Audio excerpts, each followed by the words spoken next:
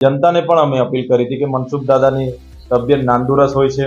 અને પોતે દોડી નથી શકતા, કરી નથી શકતા, તો છતાંય મનસુખભાઈને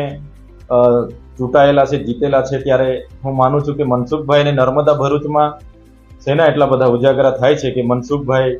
ત્યાં લોકસભામાં જઈને નિંદર કાઢે છે. એટલે મજાની વાત તો એ છે કે મનસુખભાઈ છેલ્લા 30 વર્ષમાં બસ દિલ્હી જઈને લોકસભામાં ઊંઘવાના જ કામ કર્યા છે. એના લીધે જ આજે ભરૂચ અને નર્મદા જિલ્લાના લોકોના કામો થયા નથી. જ્યાં બેસીને મનસુખભાઈ બજેટની ચર્ચા થતી હોય, આજે નર્મદા જિલ્લામાં 98 શાળામાં એક શિક્ષક છે, શાળાઓના ઓરડાઓ નથી, હોસ્પિટલોમાં 50% સ્ટાફ નથી,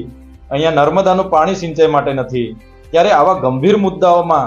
બજેટની ચર્ચાઓ થતી હોય અને મનસુખભાઈ આરામથી ઊંઘ લેતા હોય, એટલે એ જ બતાવે છે કે માત્ર ને માત્ર પાર્ટીના સિમ્બોલ પર ચૂંટાઈને દિલ્હી જઈને આરામ કરવાનું, ત્યાંનું ટિફિન ખાઈ